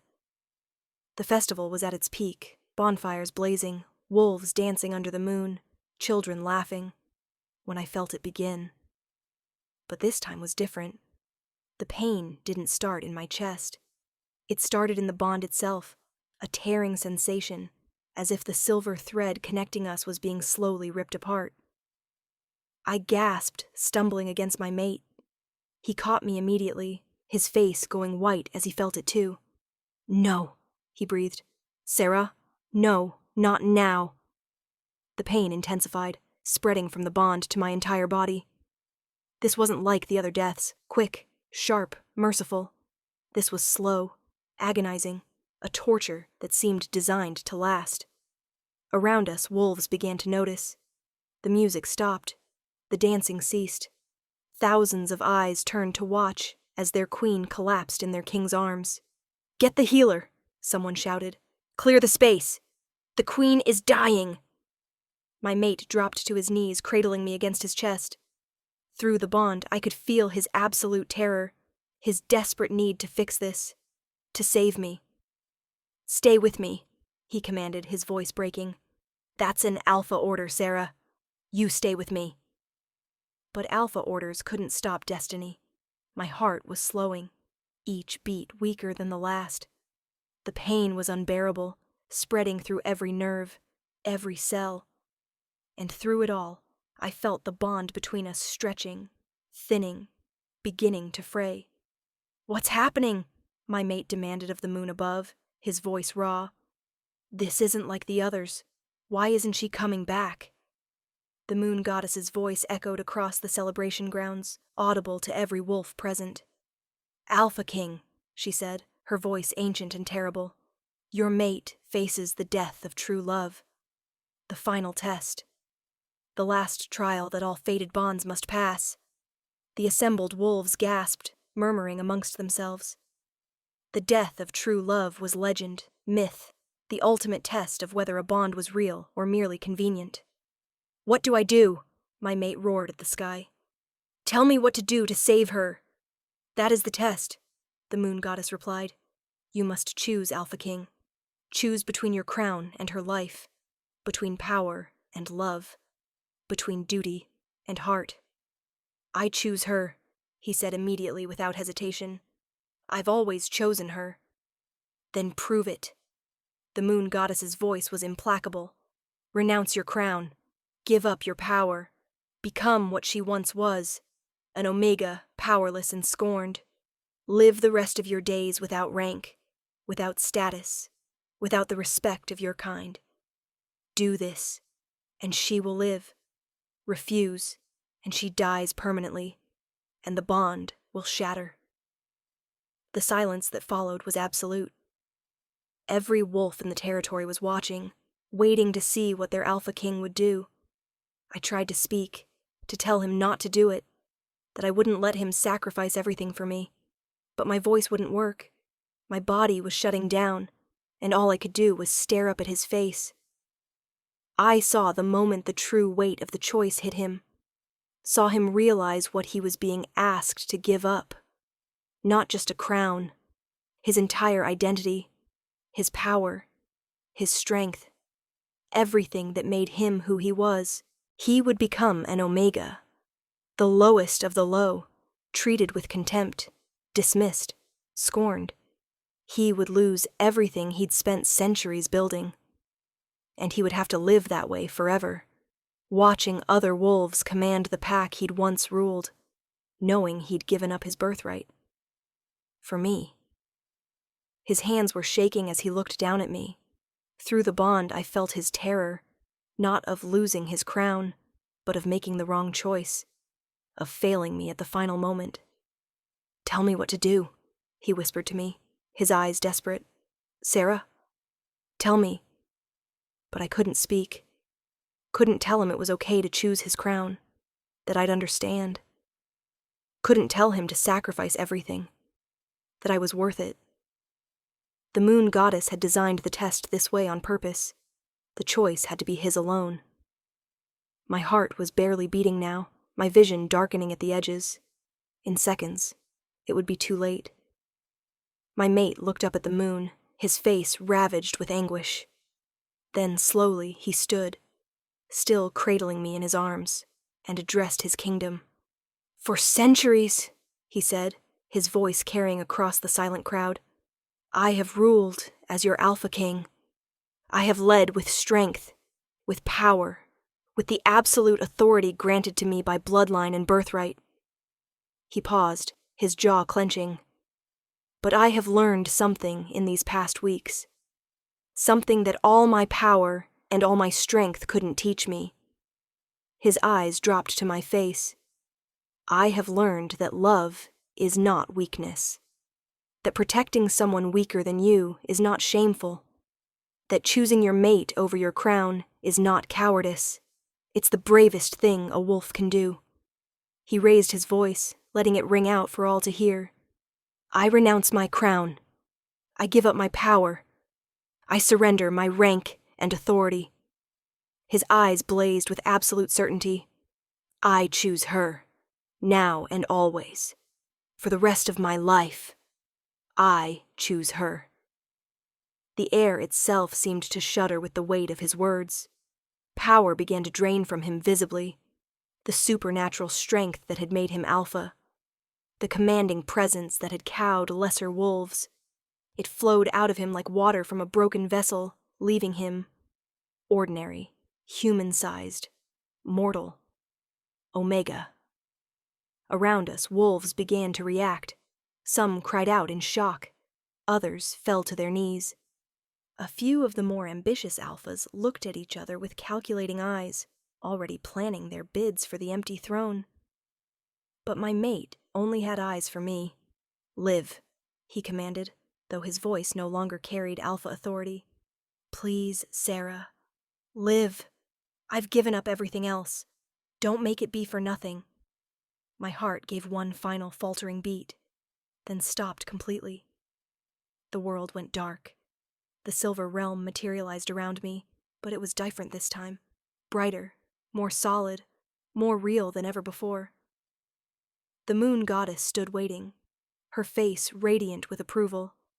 "He passed," she breathed. "After all these centuries, after countless bonds failed this test. He passed." "Send me back," I gasped. "Please, send me back to him." "Oh, little one." She smiled, fierce and proud. "Do you really think I would let you die after he gave up everything?" She reached out, touching my forehead with one luminous finger. "The test was never about whether you would survive Death 26, she said softly. It was about whether he would make the sacrifice knowing he'd lose you anyway.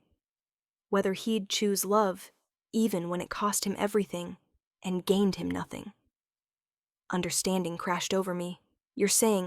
I'm saying he gave up his crown, his power, his entire world, believing he'd spend the rest of his life as a scorned Omega, without even the comfort of his mate's presence. Her eyes shone with unshed tears. That, Sarah, is true love. The kind that gives without expecting return. The kind that sacrifices everything and asks for nothing. So, I get to live? You get to live, and so does he. And now, her smile turned mischievous. Now comes the real reward. She waved her hand and the silver realm dissolved. I woke gasping in my mate's arms. He was still holding me, his face buried against my neck, his body shaking with sobs. Around us, the assembled wolves were utterly silent, watching this former Alpha King grieve for his lost mate. "I'm here," I whispered, my hand coming up to touch his face. He froze. Slowly, disbelieving, he raised his head to look at me. "Sarah?" His voice broke on my name. You're alive?" "I'm alive." Tears streamed down my cheeks. "You saved me. You chose me." "I'd choose you 1,000 times," he choked out, pulling me tighter. "Crown or no crown, power or no power, I'd choose you every single time." I kissed him then, pouring everything I felt through our bond. Love, gratitude, wonder, devotion. The moon goddess's voice rang out across the celebration grounds once more. "Alpha King," she said, and my mate stiffened at the title he'd just renounced. "You have passed the final test. You gave up everything when you believed it would gain you nothing. You chose love over power, when power would have been easier. You proved that your bond is built on true sacrifice, not mere convenience." The moon appeared in the sky above us, not just the distant orb, but her true form, radiant and terrible and beautiful beyond words. "And so I return what you sacrificed," she declared, "not as a birthright, but as a gift earned through courage and love. Rise, Alpha King. Rise with your queen beside you. Rule together, as equals, as partners, as wolves who have proven their bond is unbreakable." Power flooded back into my mate like a tidal wave, but it was different this time. Not just his power, but mine, too, flowing through our completed bond, magnifying and strengthening until we were both blazing with supernatural force. He stood, pulling me up with him, and I felt it. Felt the change in both of us. We weren't just mates anymore. We were something more, something unprecedented. Two wolves, Alpha and Omega, united by a bond that had survived 26 deaths. The moon goddess's final words echoed across the kingdom. "Let it be known throughout all the territories. The death of true love has been conquered. The Alpha King and his Omega Queen have passed the final test. Their bond is eternal, unbreakable, blessed by my own hand." She began to fade, her voice growing distant. "Rule well, little Omega. You've earned your crown 26 times over." Then she was gone, and we were alone, standing before thousands of wolves who had just witnessed a miracle. My mate turned to me, his eyes blazing gold, a smile breaking across his face. 26 deaths, he said softly. Was it worth it? I looked at him, at this male who had given up everything for me, who had chosen love over power, who had proven beyond any doubt that our bond was real. "Every single one," I whispered. Then I pulled him down for another kiss, and around us the assembled wolves began to howl, not in mourning or shock, but in celebration. Their Alpha King had conquered death itself for love, and their Omega Queen had proven that true strength had nothing to do with rank. We had survived. Together. Epilogue, after the 26th death. 3 months later, I stood on the balcony overlooking our territory, watching the sun set over lands that had changed dramatically since that fateful full moon celebration. My mate, my king, my equal, my everything, came up behind me, wrapping his arms around my waist and pulling me back against his chest. "What are you thinking about?" he murmured against my ear. "About how different everything is now," I said. "About how Death 26 changed more than just us." He was quiet for a moment, then, "The Omega reforms?" I nodded. In the 3 months since we'd passed the final test, we'd revolutionized pack law throughout the territories. Omegas had rights now, protections, opportunities, voices in pack decisions. The old system that had treated them as servants and breeding stock was being systematically dismantled. It wasn't easy. Many traditional wolves resisted, but my mate and I stood united, and together we were unstoppable. "I got a letter today," I said. "From that young Omega girl I met, the one who was contemplating ending her life." "The one who was there for Death 23? "Yes. She wrote to tell me she's started training as a healer, that she's found a mate who values her, that she wants to live, now." I felt tears prick my eyes. She said I gave her hope by proving an Omega could be more than what they told us we were. My mate's arms tightened around me. "You've given hope to thousands, Sarah. Every Omega in the territories looks at you and sees possibility. Sees that rank doesn't define worth." "We did that," I corrected. "You gave up a crown for an Omega. That sent a message louder than any reform could." "I gave up a crown for you," he corrected. "Not for an Omega. For you, specifically. Because you're worth more than any crown or kingdom." I turned in his arms to face him. "Do you ever regret it? Even for a moment? You lost your power for 30 seconds before the goddess gave it back. But you didn't know she would. You thought you were giving it up forever." "Not for 1 second," he said firmly. "Even if she hadn't returned it, even if I'd spent the rest of my life as a scorned Omega, I'd make the same choice. Because a life without you isn't a life worth living." I kissed him softly. Even after 3 months, after countless kisses, the touch of his lips still sent electricity through my veins. "I'm pregnant," I said against his mouth. He went utterly still. "What?" I pulled back to see his face, to watch the information process. "I'm pregnant. The healer confirmed it this morning. Apparently, completing a bond that survived 26 deaths has some interesting effects on fertility." His hands moved to my stomach, pressing gently against the flat plane. "A child," he breathed. "Our child."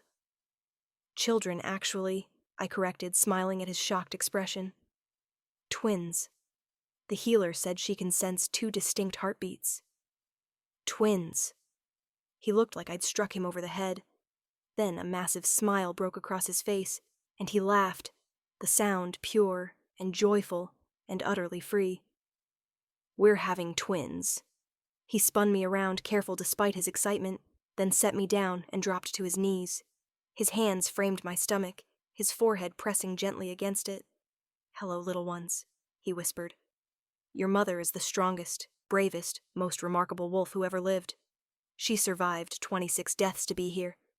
To give you life. You're going to be extraordinary." Tears spilled down my cheeks. "And your father gave up a kingdom for love. You're going to be raised by wolves who know that nothing, not power, not tradition, not even death itself, is more important than the bonds we choose to honor." He stood, pulling me back into his arms. "When are you due?" 6 months. Spring births. We should start preparing. A nursery, guards, healers on standby." "We have time," I interrupted, laughing. "And I'm not made of glass. I survived 26 deaths. I think I can handle a pregnancy." "I know you can," he said seriously. "I just want to make sure you don't have to handle it alone. That you have everything you need." "I have everything I need," I said, looking up into his eyes. "I have you. I have our bond. I have a kingdom that's learning to value strength over rank. And soon, I'll have 2 children to teach all the lessons we learned the hard way. He kissed my forehead, then my nose, then my lips. I love you, he murmured. My queen, my mate, my heart. I love you too, I whispered back. My king, my partner, my choice. We stood together as the sun set, painting the sky in shades of gold and crimson, our bond blazing between us, completed, eternal, unbreakable. 26 deaths had brought us here. 26 resurrections had taught us what mattered, and now, finally, we could live, truly live, together. The death of true love is the rarest and most dangerous test the moon goddess can impose on a fated bond. Of the millions of bonded pairs throughout history, fewer than 100 have faced it. And of those 100, only 7 have passed. Until Sarah and her Alpha King, they became the 8th. Their story spread throughout the territories, becoming legend. The Omega Queen who died 26 times. The Alpha King who gave up his crown for love. The bond that conquered death itself. And in the decades that followed, as their twins grew strong and their kingdom flourished, young wolves would ask them, was it worth it? 26 deaths. Was it worth the pain? And Sarah would always answer the same way. Every single one. Because the greatest love stories are never easy. They're forged in fire and pain and sacrifice. They're built on moments when you have to choose between what's easy and what's right. And they're proven not by how many times you fall, but by how many times you're willing to get back up. Then she would smile at her mate, her king, her equal, her everything, and add, besides dying is easy, living with purpose, living with love, that's the real adventure. The end.